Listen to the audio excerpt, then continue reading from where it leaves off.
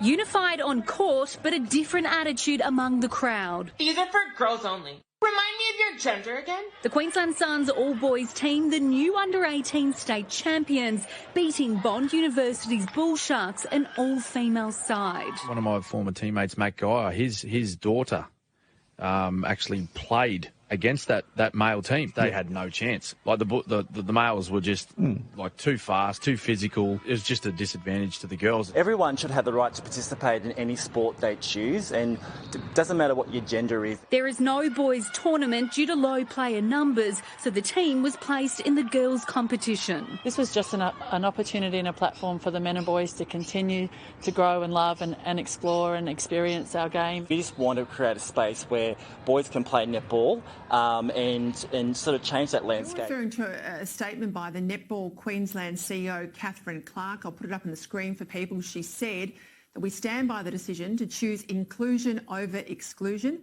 Let's judge the decision in 12 months' time and see how many boys and men's team we have, because if we can't, you can't be it if you you can't see it if you can't be it. Now, I've no issue if there's a male competition, but why would you have a state competition that's predominantly always been women and suddenly bring the blokes in and have the blokes win the grand final 30 goals to the women's team? That doesn't seem fair to me. No, when we watch women's sports, we want to see the best women and girls that the world has to offer. We don't want to see men and boys taking up space on the netball court or on the podium. And frankly, I'd like to say to these boys, they should have forfeited. I mean, if they wanted to play netball, they should have done what women and girls have always historically done over the years and decades and centuries of fighting for equality, for access to sporting opportunities. And we've gotten out there, we've done the recruiting, we've done the fundraising, we've built our own leagues. And here you have these boys going, oh, I want to be included, so I'm just going to jump on in with the women, and I don't care about their right to fair competition, don't care about their right to safety. I'm just going to play. So yet again, we're seeing male entitlement, a lovely example of it here from Netball Australia. Here we go. We're here. Hi, Kath. Hi, Kat. How you going? Not too bad. Now, it's a Sunday afternoon, so I'm just going to let the viewers know that the kids have got a cubby house underneath Kath's desk. So we'll see people going past and hear giggles and laughter at various times. Yeah, got a house full of kids post nippers this morning, so everyone's running around screaming if there's noise in the background. So no, it's okay. I know, normal life. So I came across a video in September, about 23rd of September. They had the All-States Championships, and Netball Queensland CEO Kath Clark had decided that she would have the boys play in the state championships, and they totally blitzed it. And the parents were upset, and they were screaming at them. I understand some of them were. And there was a bit of a hoo-ha. I noticed on Twitter account they even asked the Queensland Netball, did we make a wrong move? And pretty much everybody said, yes, we did. But I had a look, and I noticed in YouTube there was a number of Americans who decided to comment on what's going on in Australia. I won't go into it, but what I noticed very much was that there was three types of comments. There was comments like, oh yeah, you've got equality now, you don't like it, kind of thing. I'm giving it an Australian accent to these Americans, sorry. And, and this idea that this is all inclusion, this is what you've got to come up for. And at the same time agreeing that, boys are going to be far more stronger, faster, etc., longer reach, etc. How stupid of you. But I thought they were missing something on our side and what was going on. So I've got some questions. Sure. Yeah. Good. All right. So firstly, the chief executive, can I read some of the things she said? And actually, let me just share screen so you can see her face after this decision of hers, by the way. I'll let you know that 1 month or so later, can you see that? Mm-hmm. 1 month or so later, what happened is that she's moved over to Paralympics. Okay. So she's no longer in the Queen's for netball. So she's thrown the bomb and walked away. Yeah, pretty much. Okay. So she stood by her decision, even said girls benefit from playing against boys as it pushes both males and females to improve their games. They, the boys, are really desperate to play it, and I think they played beautiful netball, as did all the other girls' teams. So firstly, I did a bit more homework on her. I don't want to do all the talking, but I did more homework on her. And the reason why she did that is because she saw the Silver Ferns were playing New Zealand men's teams. And up to a point, New Zealand Silver Ferns have been winning against the New Zealand men's teams, Aotearoa men and New Zealand men's. But you'll notice that the margin is really, really tight. Mm. But you've got one of the world's best. It's either Australia or New Zealand at the top of the net leagues, pretty much, I think. I suck at sports, but generally what I notice is either New Zealand's top or the Australia's top, right? So you've got the world's best women's team who's got a strict amateur team. But even so, they're pretty close, but it's rapidly changing because they just won recently, you know. Mm. And the wins have been tight anyway. But on the basis of that, she's used that as an excuse. Let's put the boys against it. What are your thoughts about that? Well, I would suspect that these boys and men would have picked up the netball 6 months ago. I mean, girls often sell at 6 years old. So they are playing against their mediocre men in terms of their playing skills who are playing for fun and recreation against the world's best women. I mean, it's just extraordinary. And I really resent this Catherine person. Catherine seems to be a popular name in Australia, doesn't it? There's three of us here. Yes, Catherine. For saying, you know, the girls want to play against the boys. Now, look, my two little girls who play soccer, on a Monday, they have their soccer academy where they do play against boys. And yes, I do get that it brings up their skill set and so on. But it's one thing for them to do it in training. It's a completely different thing to be doing it on the field in a competitive environment. And I think Catherine choosing to just have a whole boys team, entirely boys up against the girls, without even considering maybe we do mixed sex or whatever, is completely disingenuous. I mean, she's just ignoring the fact that these boys have a biological advantage, significant biological advantage. And the fact that they, you know, just came in and they cleaned up. And I have no doubt that the girls who lost to them have been playing from a young age. I mean, those boys really made a mockery of women's sports. And I do stand by my position that they should not have played in that competition. They should have played a mixed competition. They should have waited to the next year. They should have found another boys team. I'm not going to back down off that. It was not the right thing to do. This was the women's competition. And netball was founded as an alternative to basketball because basketball wasn't ladylike enough. So, of course, the women go off. We go and make our own thing. We become very successful with it. And then suddenly Netball Australia in 2021 decides that it's a good idea to let the men in. Without any sort of, a quality assessment or let's actually look at the data here or look at their the biological advantage. I think it was very short-sighted. I think it was just to get woke cookies and virtue signalling and try to look, inclusive and diverse. Well, here's the thing that struck me is that Stephen Kerr was on the Sky News snippet that you were on and 7 News, and he was saying it's all about giving everybody a place and it's about inclusion for all. But I thought it was a bit disingenuous because he runs he's the head of the president of the Suns team that won. Mm-hmm. And he's the one who's the driver of boys netball in Queensland and mixed sports. But here's the thing, when I heard mixed sports, because I know nothing about sports, I just thought it was boys playing against girls. No. Do you want to see the rules? Show us the rules. Sometimes it pays not to know anything, so hold on a tick. Yeah, I mean, look, by its very nature, sport is exclusionary, particularly at the elite levels. Like, we're not just going to include everyone because they want to play. It's just ridiculous. All right, just here, there's a whole bunch of them, I'll put links on it, but mixed netball can be fast-paced, action-playing game with men and women pitted against each other on court. To ensure all teams are evenly matched, there are restrictions on the number of male players on court at one time. At any one time, only 2 males minimum and 3 males maximum allowed on the court. There you go. So what does that imply? Oh, it looks like they acknowledge their biological differences and safety risks. So, you know, and I mean, further to that, there might be some girls who just don't want to be playing a collision and contact sport with boys. Same with the men. Say, for instance, my littlest one, she plays rugby, and we have seen the opposite team be told by their coach to go a bit easy because there are girls on the other team, meaning my daughter and the other little girls.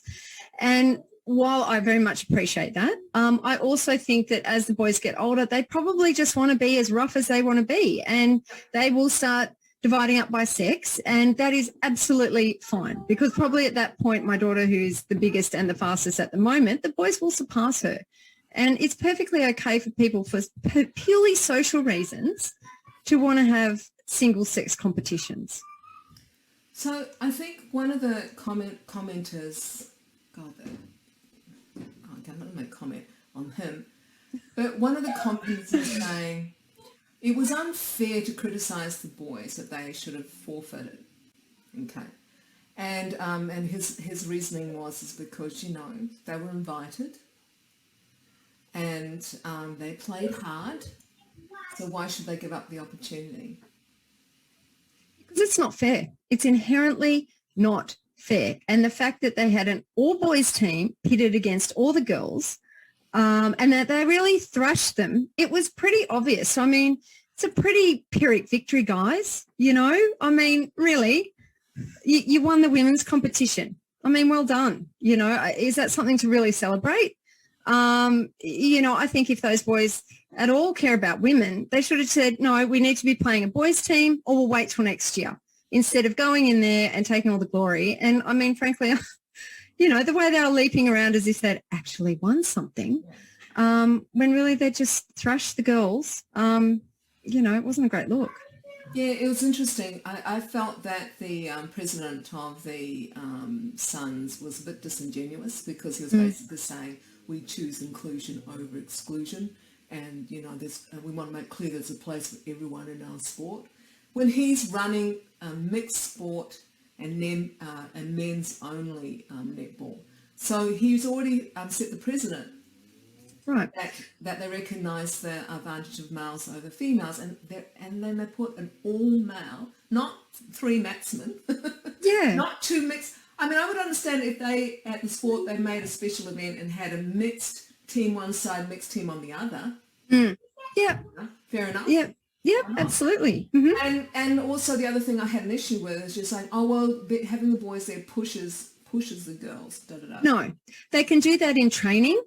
That is not okay in the middle of a grand final where everyone is playing hard, because we know that men are faster, bigger, stronger. We know that girls are more likely to suffer more severe concussions at lower impacts. I mean, we know that boys, you know, they've got longer strides, they've got longer reach, bigger hands. Like, it's just, fellas, we can't compete with that. And, you know, I mean, if we're going to get that ridiculous argument where you say, oh, well, there's some women bigger than some men, it's like, yes, there is overlap. But when you look, the biggest woman is never going to be bigger than the biggest man. And when you look at elite level, like we know, for instance, in rugby, the biggest, like Peter Tatchell was going on about the women rugby players. So I'd like to tell you, Peter, that the biggest rugby players for women are only as big as an average male player. Yeah. So it's just not comparative. You know, fine, as you said, you've got men's, you've got mixed. Why aren't the boys, and now the boys want to be in the women's too? So they've got 3 options. I mean, that guy running men's netball in Queensland, like, why couldn't he rustle up another men's team? Why couldn't they have gotten a couple of boys from the basketball team? I mean, the rules aren't that different, because it's like a watered-down version of basketball. I mean, that was the intent in the beginning. Yeah, it's grown 80,000 players now of boys and men in netball in Australia. So the fact they couldn't find boys? Why? Yeah, so there was a couple other things that people... What a joke. I think the other major issue I have with this, one, I've got to say that Now this is maybe someone has said recently that I could be a bit paranoid. But one of the things that I noticed with all this talk about inclusion was so much important, we choose inclusion over exclusion. I've heard that before, coming from when they are arguing for boys who identify as girls and wanting them in the changing rooms, the toilets, and in on the sports ground. I've heard that before with when they've joined up with Pride in Sport, which actually these guys are part of Pride in Sport. They joined up in July before September match.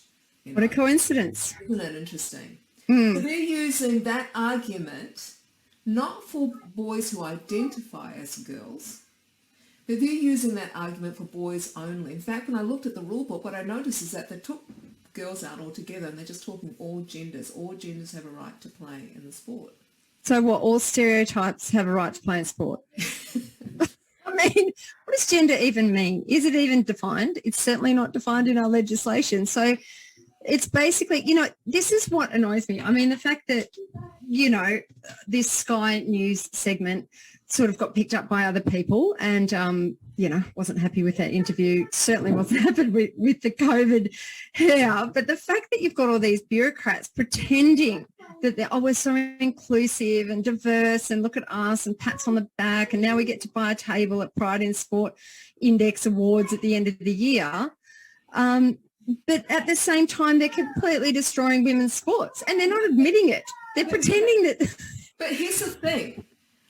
In this case, and as I've seen this happen in other areas, for example, in universities, what they've noticed is they first push for having an all-gender toilet, single-sex toilets and all-gender toilets, so that, people who identify as women, etc., or vice versa, could go to the all-genders toilets and be safe.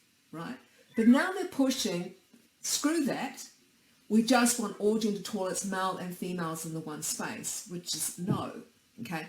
But what I wonder with this is, they're using the arguments of justifying trans women into sports, but they're just, screw that, it's just, this is the argument to have boys in sports, period. Isn't it? Is this really, Is this really about being safe in the toilets, though? I think it's more about validation. And as we've seen playing out in volleyball in my area, there are men now competing in the women's who aren't trans. They're just men. Yeah, and they're going into the toilets and the change rooms before the game and they are loitering. So you're getting the women having to get changed in the car or having to show up already dressed, making things inconvenient for them because that space has been set aside for women. And you've got these men who are just getting off on being able to transgress boundaries, and now we can't say anything. Now, I think... but it's not just that, but you're talking about individual men, but we're talking about a whole organisation that just say, oh, fuck it. All genders, everyone can go wherever they want, which is all men can go wherever they want. Let's just fuck it.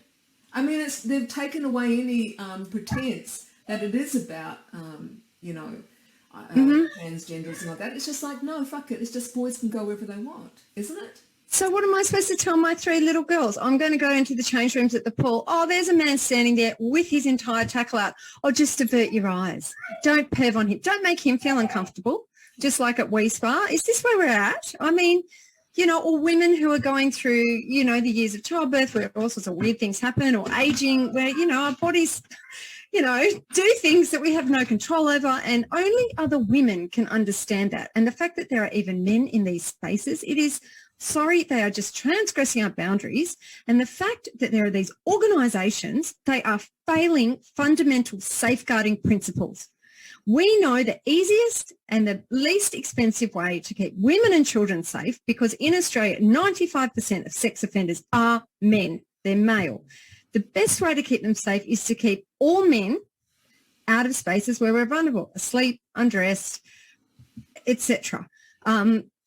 So the fact that we're just pretending, we're playing Rex Landy's, phrase, willful pretend, and pretending that all of a sudden we've solved these problems is just extraordinary. Yeah. And what's it going to take? Is it going to take more girls being attacked? Because you've got this whole debate. Well, sorry. Didn't you go and visit the sports minister? Am I correct in remembering that when you asked the question, what would it take?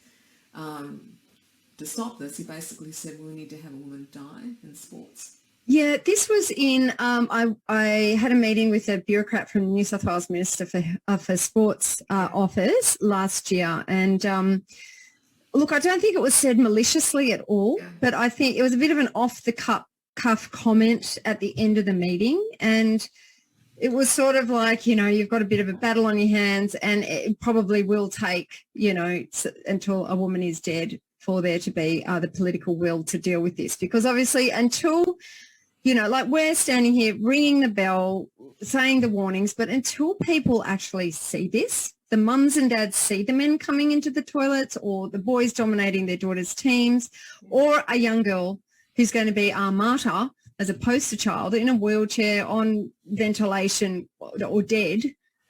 And even then, I mean, we've seen these women get absolutely thrashed in MMA. That hasn't stopped them. Doesn't make a difference. Choking doesn't make a difference. No.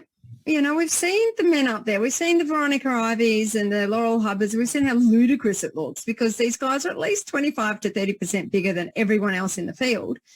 And everyone's still standing there going, oh, brave and stunning, let's be inclusive. Don't you think that a lot of this might have to do with making money? Isn't this really about making money? Because one, Netball Queensland, I don't think Netball Australia is as successful as New Zealand has in getting netball up there on the viewer coverage. Okay. On New Zealand, I remember reading is that the one of the channels really made a decision that they would actively promote the sports. I mean, the conversations were around that people didn't want to watch women's sports because they weren't good as men. But it begs the question, because when you've got heavyweight sports, when you got, say, boxing, heavyweight, featherweight, middleweight, everybody's interested still in the featherweight and the middleweight. We're sort of interested in their class. So one thing I noticed about all the trolls on YouTube is that it seemed like I was going way back to the 70s, where we're again working out what does the word equality mean and what does the word discrimination mean. Yeah. My understanding of discrimination is that when you have two things that are the same and you treat them differently, and equality is when you've got two different things and you treat them fairly. How's that as a definition? Yeah, that sounds about right. So if you've got, an 8-year-old and you bring an 18-year-old as in a competition against that 8-year-old, that's not fair, because those are two different things. If you've got a black man, I don't want to touch on race, but got a black man and a white man, and they're both equally skilled and qualify for a sport, but you say the black can't play because he's black. That's not, the sameness with criteria missing is those criteria that matter. And in this case, you've got two different things. You've got female bodies against male bodies, which they recognise. It's disingenuous to not recognise that if they're playing mixed sports, they accommodate it, and then suddenly they bring it together. So I felt that was the major thing that everyone seemed to miss. They didn't seem to understand what equality is. And it wasn't an equal situation. From what I understand, is netball girls did a lot of work to get the money together to have what they've got. And how much money it goes into men's sports entirely. Oh, I know. Well, I looked at in terms of media coverage, and I think it's changed, but it was for most of the decades, it's been less than 4% of coverage on women's sports. Can women earn a living if they go into professional sports? Most women, if they go into professional sport, is there a pathway for women in professional sports in terms of earnings? Because I looked at how much the earnings were, unless were really, really exceptional, like those tennis women champions. And I'm sorry, but I'm stuck at sports, so I can't remember. I like books, and when I was growing up, not sports. Books is what I wanted. But there's only an exception who could retire. Most professional women, they're not paid enough to keep playing professionally their sport, but certainly men are. Oh yeah. So it kind of makes me angry when they're talking about, these boys don't have a pathway, blah blah blah. Well, they do. There are pathways. I mean, they could go into basketball, but certainly I'm sure they are going to get more money poured into their sports as opposed if they were female. Yeah, making sense in what I'm saying. I just think that it's stupid to say this is it's stupid to say to mock women, which they were doing, saying, "Hey, you got equality now, and you don't like it." It's again with the Australian accent for the Americans. Yeah. You got equality now, you don't like it, something like that. But it's not, that's a really simplistic interpretation. Yeah, I mean, that's why it appealed to so many, because it was simplistic and they didn't have to think too hard, Because look, I mean, when we talk about equality, we talk about equality of access to resources, equality of opportunity. Don't agree with equality of outcome. That's just a losing argument. But equality of opportunity, absolutely. And, we can do that while still acknowledging the differences between the sexes. And, this argument that, women's sport is not that popular. Well, I call bullshit on that, because I think it's the American soccer female champions who are playing up at Newcastle, and the stadium is sold out. Yeah. My daughter went with her soccer coach to Homebush yesterday to watch the Matildas play. It's been the biggest crowd all year. Yeah. When the American women's soccer team were playing in the World Cup, the uptake on cable over there to watch those matches was the biggest it's ever been. Yeah. So when it's promoted and supported properly, it dominates. The biggest sport over in America.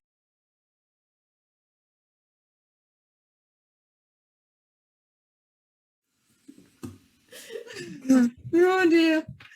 Yeah. Yeah, that's right. Let's talk about the importance of sports for girls. Okay. Can I share something? Sure. Because last year, Kelly J. Keane talked to Coach Linda Blade. And to be honest, I've never heard anything like this said before. It was just a real eye-opener for me. So Kelly J. Keane said, "What do you think is the impact will be on girls if they do put boys and men in women's sports?" And this is what she said. "One word or phrase is called learned helplessness. This is an actual phenomenon. If you put human beings and experimentally in situations where they're constantly under stress and frustrated and they see everything's unfair, they will learn helplessness in the sense that they will be unable to even take advantage of future opportunities that they see where they could take an advantage of. They'll feel like they have no control. And one of the things that happens psychologically if you go through this, and I think little girls are going to be gaslighted into that state by having boys in their sports, it actually negates all the advantages, the psychological, the character advantages that are acquired in sport. In the sense that we know there's so much data out there that if little girls and teenagers and females all throughout life, if they can engage in sport, they can learn discipline. They learn self-control. They learn to be assertive. They learn to fight.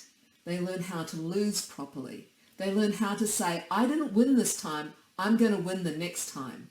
They, something like unbelievable number of 95% of something of C-suite executives, females who have become CEOs of major international, transnational corporations, multinationals, they've all had sports in their background. Mm-hmm. And that's just not a fluke. She's amazing. I love her. She is. She's outstanding, Coach Linda Blade. Yes. Yeah. And you've neutralised that if you put boys in sport. I wanted to talk to you because at the summer, to sum it up, I think it's total bullshit what they did. Mm-hmm. I do believe that they had the languaging that they used from Pride in the Sport to justify all this is just totally disingenuous. Mm-hmm.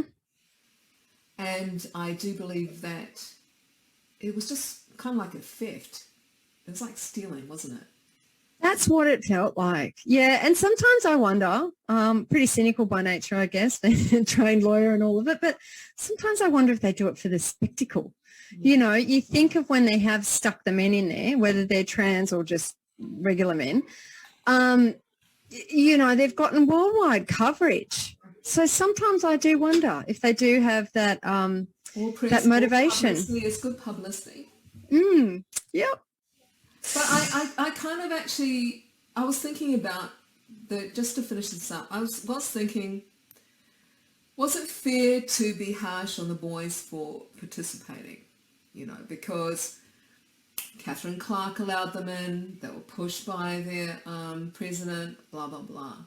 I kind of think it is, because if I was playing a sport and suddenly they put me in the over 80s or something like, we'll compare age, I said, no, fuck this, I'm not doing that. That's just cruel. I'm not. Or if I was abled and was put to play against disabled, I said, no, it's unfair. No, you'd only say this is okay maybe if you're short on numbers, we mixed it up. Yeah.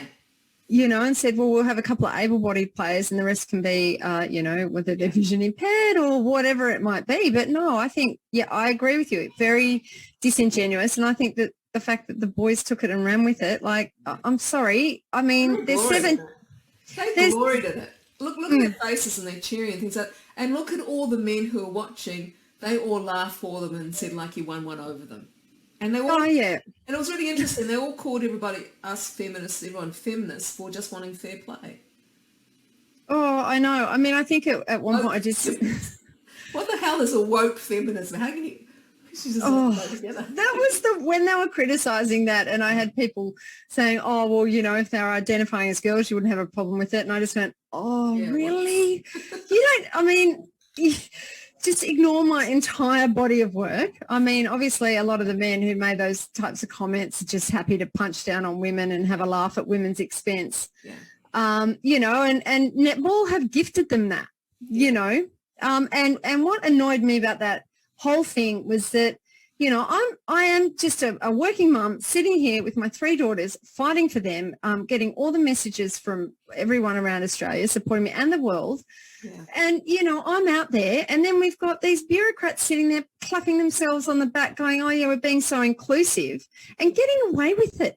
And the person, you know, myself or whether it's for Edge in New Zealand or Beth Stelzer or Coach Blade, standing up and pointing out that the Emperor has no clothes on, and we're the ones getting fired at and we're the ones sitting here talking the truth. Yeah. So, you know, to the Catherine Clarksons and, you know, what's his name? Catherine Clark.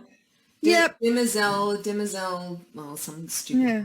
The Robert Dalton. Fellows. Demoiselles of Fellows. Yeah, and another accusation was, you know, this is what the feminists fought for. And I'm like, you know what, yes, yeah. I mean, there are women who are obviously pushing this through, but there's also, you know, Robert Dalton at Sport Australia. I mean, there's Kate Jenkins at the AHRC. There's, you know, our sports ministers. I don't think sex really comes into it necessarily. I really do. Yeah. You know, I'm suspicious given that she got this big up on paraplegics, from Queensland to paraplegics. It's Clark, whether or not they had, that's wrong of me to suggest it. But you wonder, you know? You just sold out all those girls. Yeah. And you knew that they couldn't be playing against because you've been playing enough mixed sports and the rest of us see it. So you just sold them out.